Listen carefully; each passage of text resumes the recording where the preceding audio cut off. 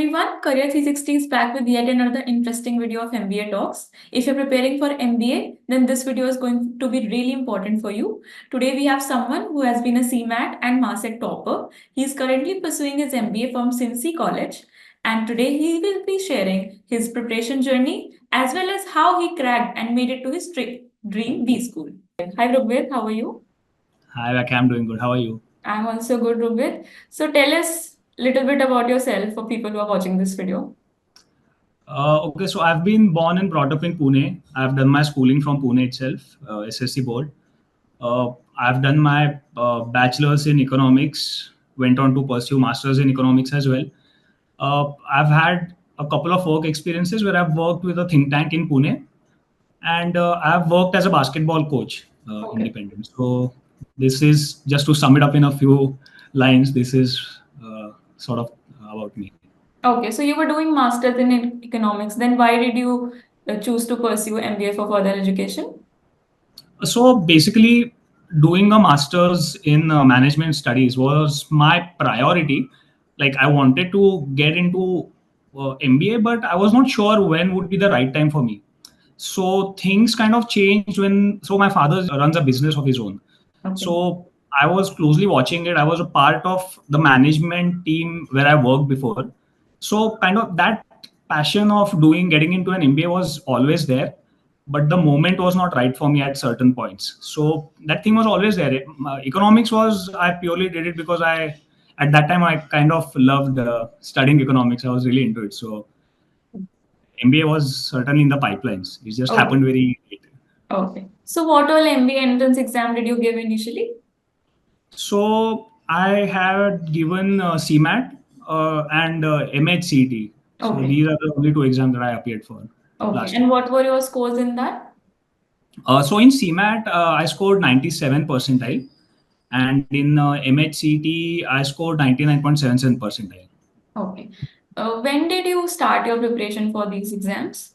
I was a repeater in not both the exams for MHCT. Okay. So I was kind of not fully prepared, but I kind of knew all the concepts and where my strengths and weaknesses are. So I started my preparation around December, I'd say. So it took me about 3 to 4 months to kind of just go through the syllabus once again and make sure that all my strengths are strengthened in a way and weaknesses are less. So kind of, yeah, I started my prep around December end. And the exam was scheduled in March, I guess, last year, 2023 March. Okay. Okay. So initially you started preparing for MAHCET or CMAT? CET was my kind of only focus in the sense that I did not appear for CAT or SNAP or any other exams.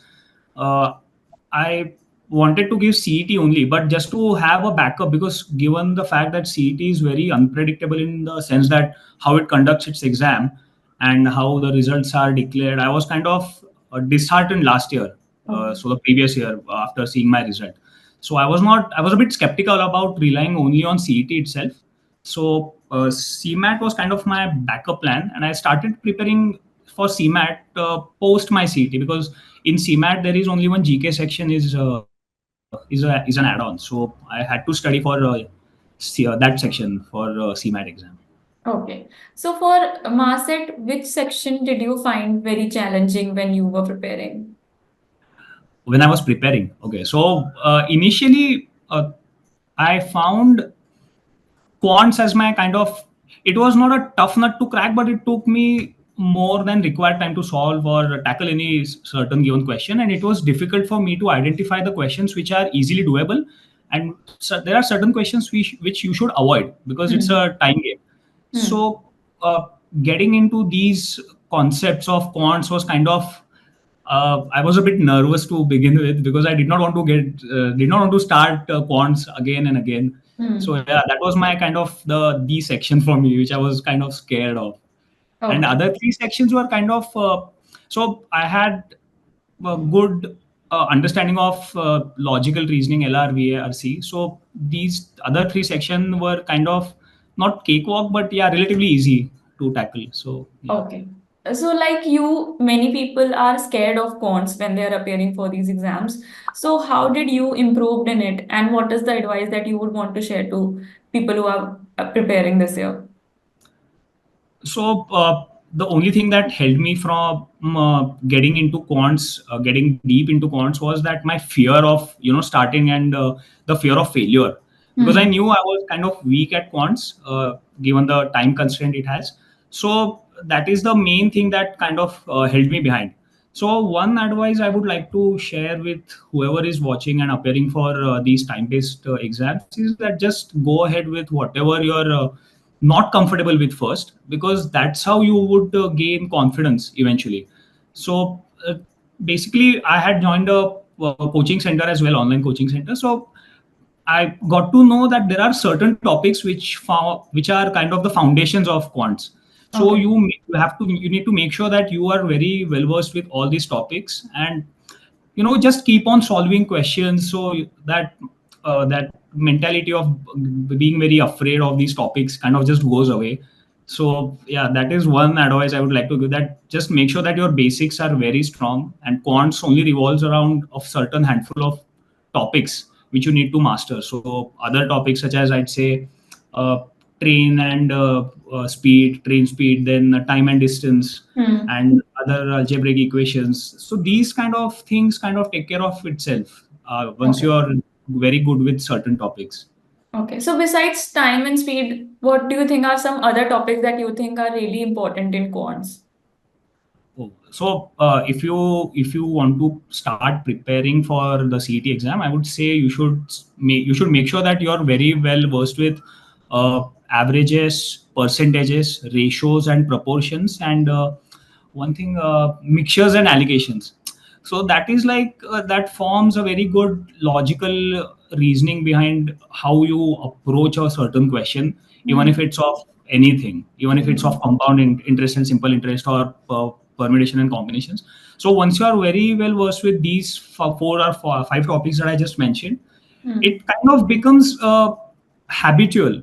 Once you see a question of other topics, you kind of start making a certain pattern in your head, that this is how I would apply certain logical things with to solve this particular question. So you Hmm. don't necessarily have to remember all the formulas and tricks and whatnot. You just need to, like, this is my personal view, you just need to make sure that you're good with these topics. Even if you are doing anything, you should know these topics by heart. So Hmm. So basic topics of arithmetic you are saying are really exactly, important. yes, Okay. very And what important. about other sections? What are some of the key important points and topics that one should remember?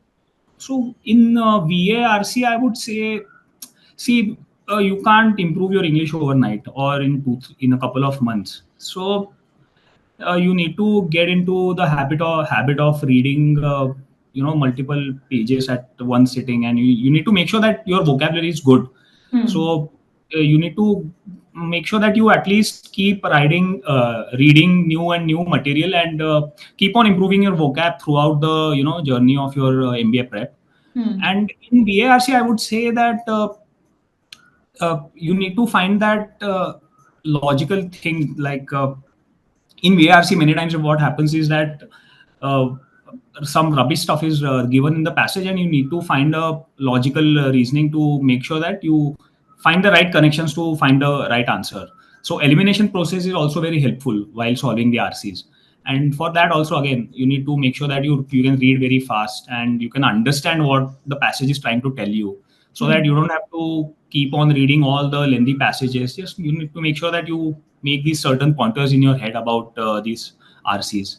And you need to practice a lot about solving RCs, because it's a time game. You can't read these Hmm. 40, 50 lines passages in the Okay. given time constraint. Okay. And what were the books and resources that you were using for your preparation? Uh, for quants, I did not use any outside material. So, as I mentioned earlier, I joined an online class, Okay. and that they gave us books of everything, to be honest. And for RC, I would say Word Power Made Easy kind of helped me, because I was able to kind of formulate my thoughts around the book, like how these certain words are came into existence and what is the logic behind it. So Word Power Made Easy really helped me for my BARC section. And for LR, again, the books that were given to me by our institute, those were quite sufficient. And Okay. just practicing mocks as you cover up your all the topics. Okay. How many hours did you used to spend on your preparation daily? Good question. I'd be lying if I said like 7 8 hours, Hmm. but uh, initially I started off with like 3 to 4 hours. That's Hmm. it. That is the best I can give. Like, but Hmm. I used to make sure that all my time is very well utilized. In the sense that even if I'm studying for only 3 to 4 hours, I'd make sure that whatever I'm studying, even if there are only 2 to 3 topics that I'm covering in these 4 hours, I'd make sure that I've understood them by heart. So Hmm. it's not about how many topics you can study in a day. It's more about how well you can learn in the given time period. And as the date came closer, I kind of study for like 6 hours at max in a day. That's it, not more than that. Okay. Okay. Okay, that's great. So, when you appeared for the exam, did you have any particular strategy in your mind, any attempt strategy when it came to attempting the paper on the D-Day? So I was kind of prepared for both the exam patterns, like the jumbled up question paper and the normal sectional wise. Hmm. But I was, I guess, if I'm not wrong, I was in the fourth slot. So Hmm. I kind of knew that it's a jumbled up paper. So Hmm. in jumbled up paper, I was of that mentality that just make sure that you go through as many questions as possible in the given time frame. Like I had made sure that I keep a track of time by 30 minutes. Hmm.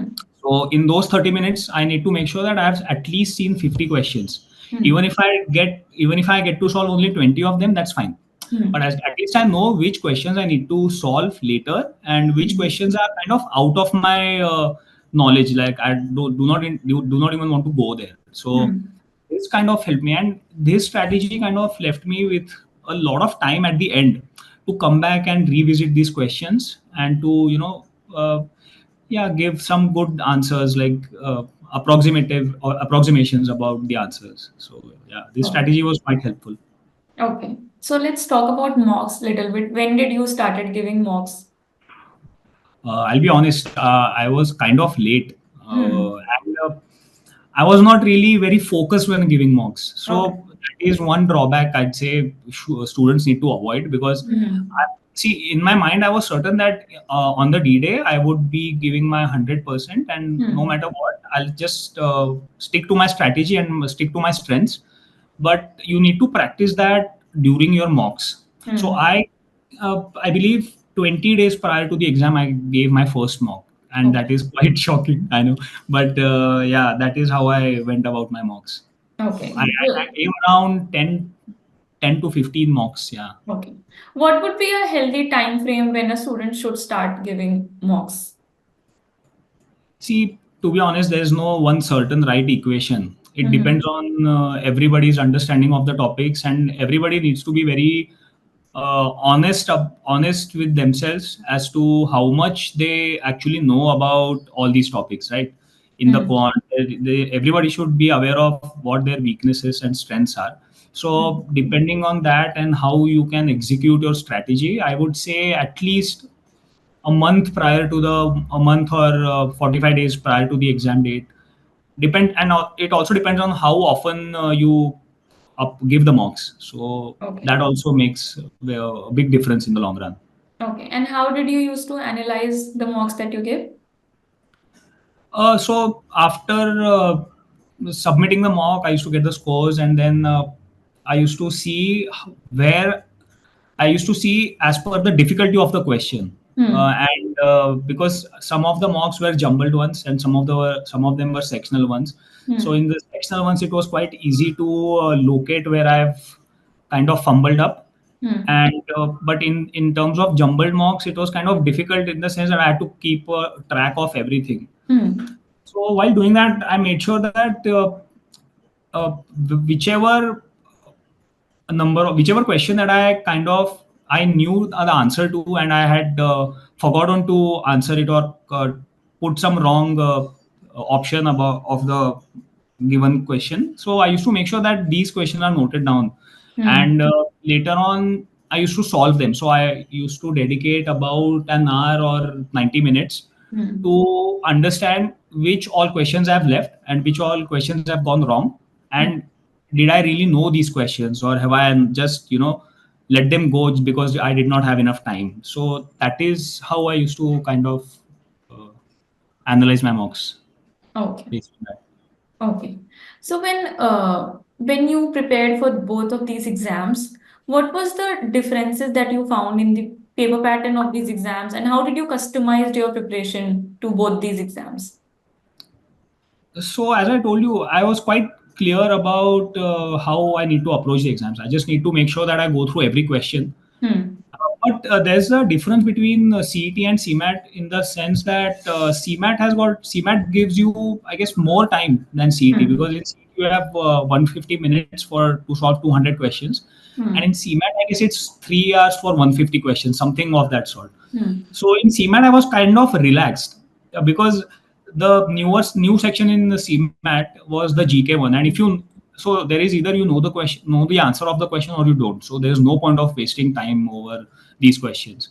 So I had a lot of time to solve quants question in CMAT as compared to the CET, where in CET I was I kind of had to approximate the answer. Like, you don't need to solve each and every question like giving with a pen and paper. You just need to do some mental calculations, find the nearest answer to the question, and make sure that either that question answer is in the question or not. So that is how I kind of tackled the quant and CET and CMAT. Okay. So let's talk about your campus life a little bit. Tell us more about Sydenham College. How is the campus life over there?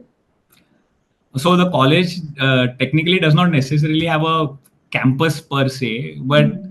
that compensates because it's on Marine Drive. Hmm. So Hmm. Marine Drive is pretty near to our college, and Hmm. the campus life is very good. It took me some time to get accustomed to the discipline and the routine, the rigorous induction program that the college had organized. Hmm. And the best thing about Sydenham is that it is a student-run college, Hmm. so everything is taken care by the students and the committees themselves. Hmm. So that is one really differentiating factor, I would say, that Sydenham has as compared to Hmm. the other colleges, where there are faculties who kind of come here, teach you, tell you when the lecture is, what is the test, what not, what the assignments are. Where in Sydenham, it's more about student-driven culture. So there are certain committees who take care of the lectures, certain committees who take care of the exams, then placements, then other activities, cultural events. So in that way you get to be more engaged with the college and with the people around you, so Hmm. that because it's more MBA is more about networking, getting to know Yes. people, forming a good bond. So that kind of is a very unique factor about SIMSREE, I would say. Yeah, that sounds really interesting. So tell us more about, like you said, networking is really important. So how did you, when you entered the college, what were the changes that you found yourself? Like MBA life is usually very hectic. Right. So yeah, so how do you think how much important one should focus on networking when they go to their B school? I had an opportunity to become a part of one of the committees, which is a finance forum. Okay. So every committee kind of organizes their flagship events, their panel discussions, their guest lecturers, Hmm. and some other events as well. So Hmm. in those events, you get to meet directly with some of the well known people from the industry, experts who dedicate their time to make sure that they groom you and they tell you what the industry is all about, what is happening right now, what is the buzzword, or what are the key concepts, or what is the driving trend right now. So interacting with them makes you really understand what the situation is and what you really want to get yourself into. Okay. So that is one way of networking, and others, I would say that some of the case study competitions that other colleges organizes. So uh, as much as so you should try to uh, be involved with these case study competitions. So that way you get to know what other what students from other colleges are doing at the same time, and what are their skill set, where have they come from, and how you can form a bond and kind of improve yourself at the same time as well. Okay. So are you guys done with your summer placements yet? Yes, yes. We are done with the summer placements right Okay. now. So how did you prepare for your summer placement? How did you work on your CV? For my CV, I would say there are certain skill sets that you need to have based on what profession you want to get into. So, depending on that and depending on your specialization, you should aim at certain certifications or some courses. Hmm. So for interview, it is quite advisable to make sure that you give your best in terms of having good communication skills, making sure that your CV kind of narrates a story about you, because the Hmm. recruiter wants to know more about you apart from your CV. So you kind of need to strike a good conversation with the recruiters, and you should know, of course, you should know your technical skills as well, technical knowledge of the subject that the company is there. So yeah, these are primarily the things that I kind of worked on. Okay. Okay, let's talk a little bit about the academic curriculum at Sydenham. How did you find academic curriculum there little different than the other college? And like you mentioned, you have mentors and guest lectures. So how is it there when it comes to academic curriculum? See, so basically, for the first year was quite hectic, I would say. So there were multiple panel discussions, then guest lectures, even a couple of days prior to our exams sometimes. But you need to understand that these are kind of important things that must happen, because then only you can get to appreciate where you are and what you're doing at the moment. So in Hmm. terms of academic schedule, it's a very, I won't say it's hectic, because there are certain guest lecturers that come to teach us as well at the same time, giving their dedicated time, and Hmm. some of the in-house faculties are also there. So Hmm. it's kind of a mix. Like there are some days where you don't have a lecture for I won't say for a week, I would be wrong, but at least for 3 4 days.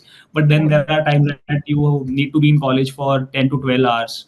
You have Hmm. multiple lectures, then you have a guest lecture, then you have some activity going on.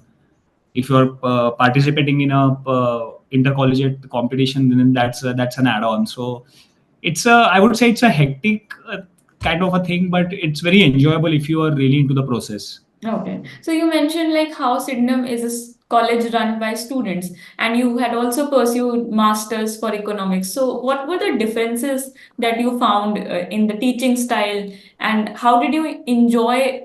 Which one did you enjoy more, or what were some of the key factors that you found differences in traditional versus the education system at Sydenham? So in my master's course, there were kind of in-house faculties present at the university itself, which used to come and teach us.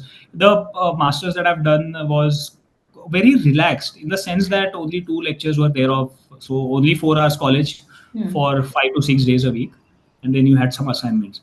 But in Sydenham, it is quite different in the sense that the duration of the lectures are lengthier, like at least 3 hours. Some of them were of 4 hours, and the faculty was quite different in the sense that as I told you, some industry experts also come here as visiting faculties to teach you, so they bring a very different kind of approach towards teaching a particular subject, Hmm. and they give you the very raw, they paint you a very raw picture of what the industry is. So apart from what the textbooks teach you, there are certain things which are more important in the industry. So you don't necessarily need to go by all the textbooks, like some of the ratios, the P ratio is important for this Hmm. and whatnot. But these experts kind of have experienced all these things, so they bring a very different approach about learning a subject, and they're, I would say their teaching style is more about making you understand the concept. It's not about scoring good marks and just going with the flow. It's more about how you can apply these skill sets and whatever you've learned Hmm. in the real life, and what is the difference between bookish knowledge and the practical experience. So that is quite starking in the masters that I've done before and here at Okay. Sydenham. So in a degree like MBA, how much do you think practical learning is important than the traditional textbook learning? It would be too soon for me to kind of comment on that, because I'm just about to start my summer internship. Hmm. But I would say that see, technical knowledge matters. Like that should be your foundation. But Hmm. how to apply that knowledge and when not to apply. So I, in my for me, it was more about unlearning a couple of concepts, like Okay. unlearning a couple of things. How I was taught a certain subject or a certain topic, Like and what? Like, give me an so example. so in I had microeconomics in my master's in economics. So Okay. there were a couple of so in that at that time my microeconomics was more about the theories and how it is applied in general, Hmm. because microeconomic theories do not necessarily apply all the way. Like there are certain exceptions throughout. Hmm. But here at SIMSREE, we had managerial economics in our first semester, and the professor was brilliant, Hmm. and he gave real life examples. So our even our assignments were revolved around going out in the field, making a group project, and making sure what the ground reality is, and you need to kind of put it that in a research paper, Hmm. and you need to present your case for that. So that is very different than only studying for just for the sake of it and getting good marks. Hmm. And how microeconomics actually functions in the long run, in the short run, how firms dominate, how firms try to accommodate. So that is the real life example that these professors kind of taught us. So that was quite starking, very different. Hmm. Okay. So talking about different domains, which domain did you find yourself inclined towards when it comes to making a career?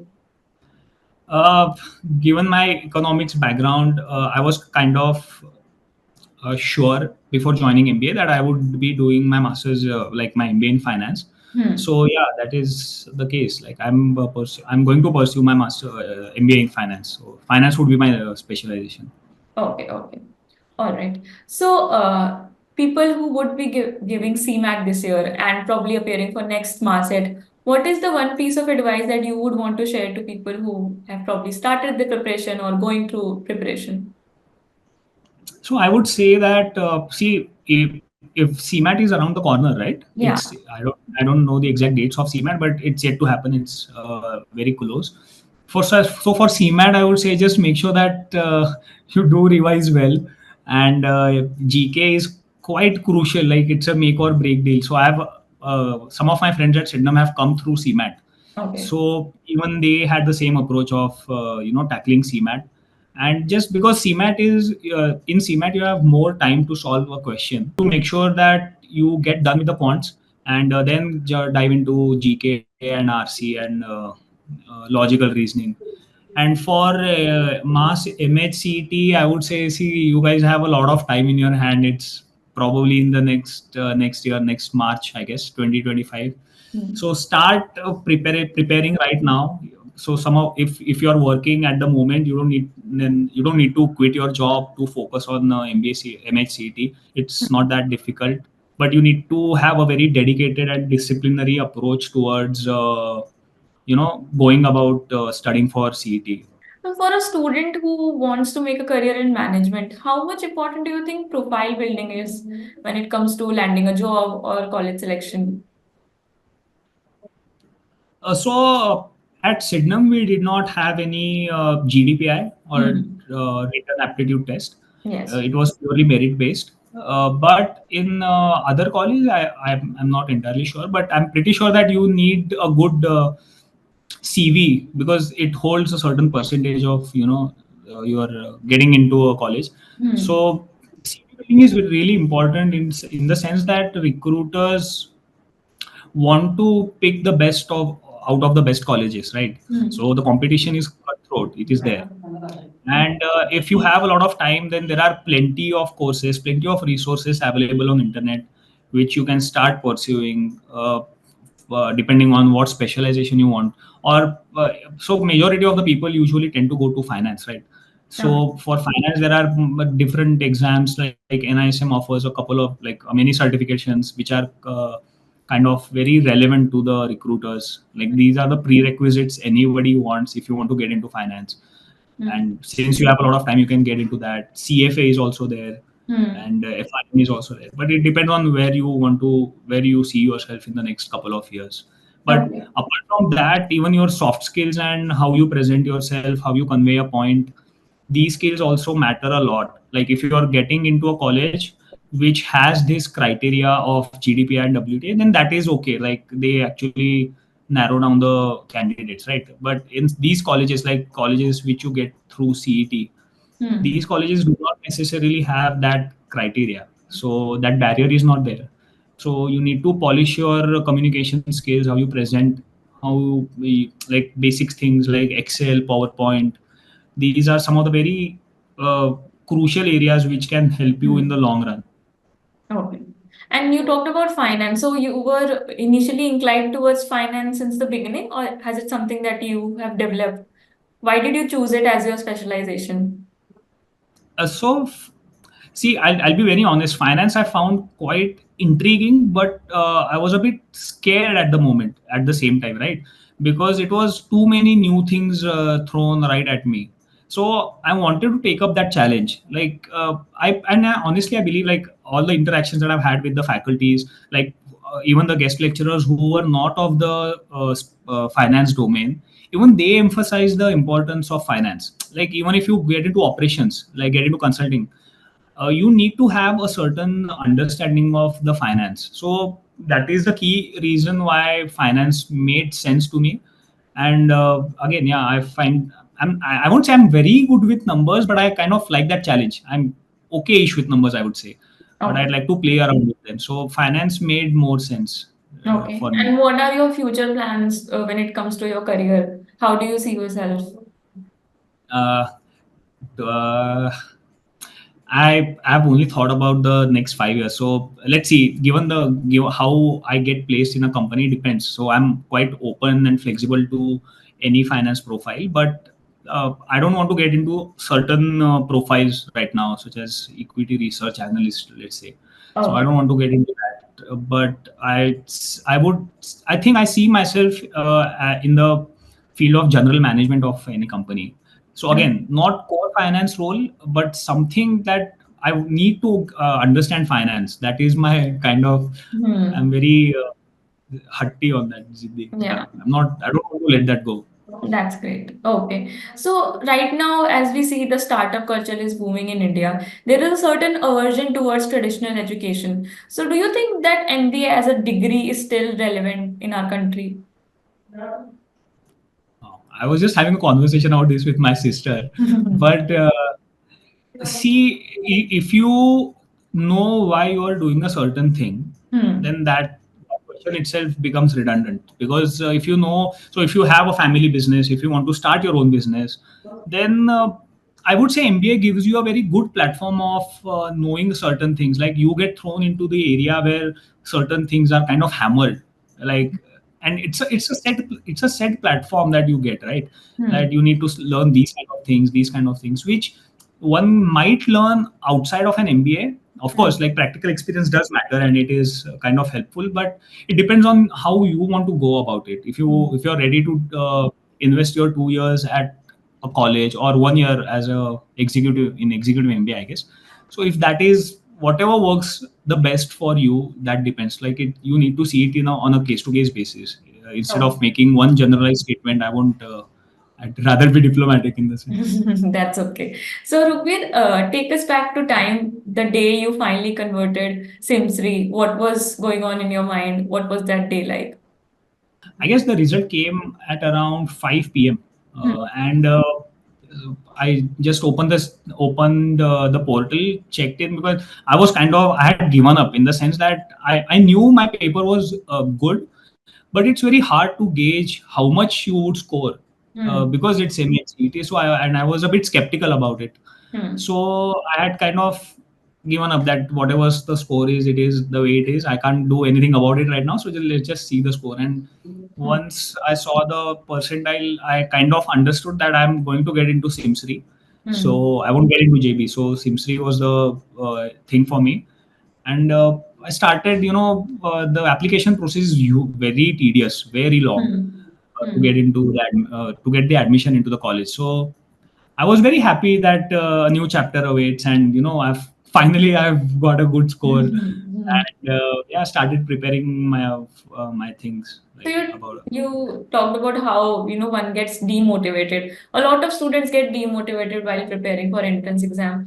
What would you like to say to them? How should they keep their education and keep their preparation continue?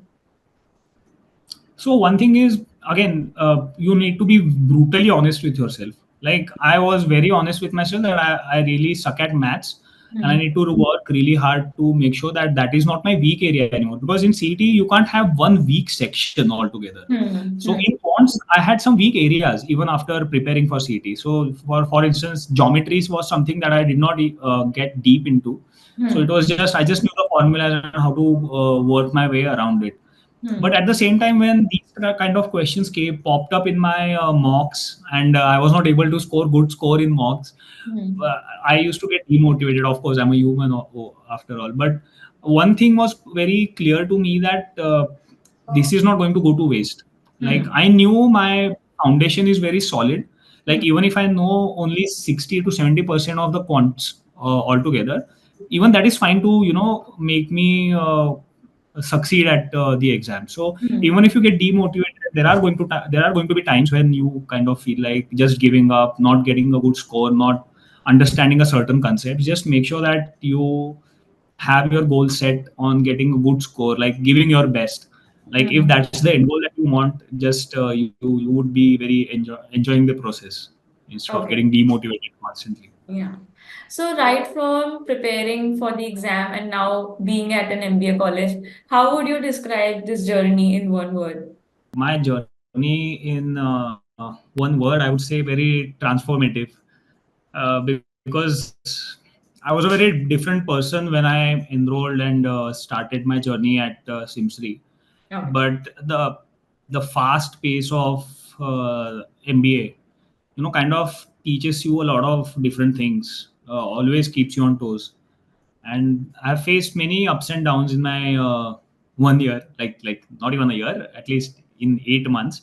But it kind of shapes you up in the Hmm. sense that you get to understand a lot of different aspects of your personality, how you would react in a certain situation, or what are the skill sets that you need to kind of achieve. So these are one of some of the very few things that have taught me in my journey All right.